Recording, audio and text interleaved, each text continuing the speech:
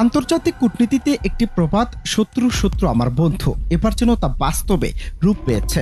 যুক্তরাষ্ট্র হঠাৎ ভারতের উপর 50% শুল্ক আরোপ করলে দিল্লির কূটনৈতিক মনোযোগও চমকে উঠেছে। এই সিদ্ধান্ত ভারতের রাশিয়ার জ্বালানি আমদানিতে অব্যাহত অংশগ্রহণে জরিমানা হিসেবে দেখছে। ফলে প্রশ্ন উঠেছে, এত চাপের মধ্যে কি ভারতের দিকে চীনের বন্ধুত্বের হাত বাড়াবে, নাকি পেছনে অজানা কোনো কৌশল?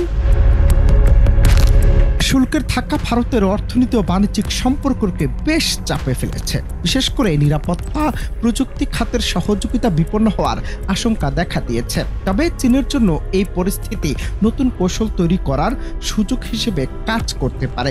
বিশ্লেষকরা বলছেন, ভারত যদি চীনের দিকে ঝুঁকে তা সাময়িক সমাধান হলেও নতুন কূটনৈতিক সমীকরণে দুদেশকে নিয়ে আসতে পারে। এই পরিস্থিতিতে চীনের পররাষ্ট্রমন্ত্রী ইয়াং ই 18 আগস্ট ভারত সফরে গিয়েছেন। সর্বশেষ 3 বছরের মধ্যে প্রথম চীনা পররাষ্ট্রমন্ত্রীর ভারত সফর এটি।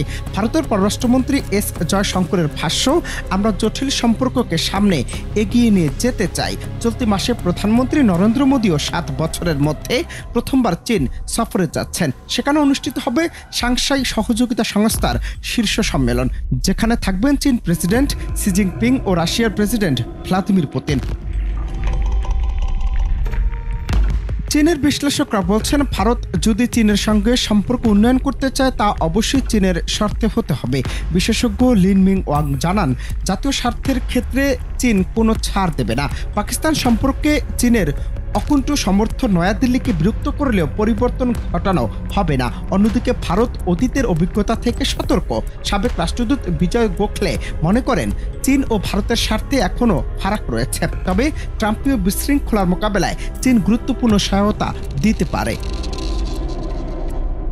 তবে ট্রাম্পের শুল্ক শুধু যুক্তরাষ্ট্র ভারত সম্পর্ককে প্রভাবিত করেনি, বরং চীন ভারত কূটনীতির নতুন সম্ভাবনা খুলে দিয়েছে। তবে প্রশ্ন থেকে যায়, এটি কি সত্যি দীর্ঘমেয়াদী সম্পর্কের সূচনা, নাকি কেবল সাময়িক কৌশল? সময় হয়তো বলে দেবে বরফ গলে কি স্থায়িত্বের বন্ধুত্ব করবে কিনা। অনন্ত হাসান মাসুদ, বাংলা টিভি।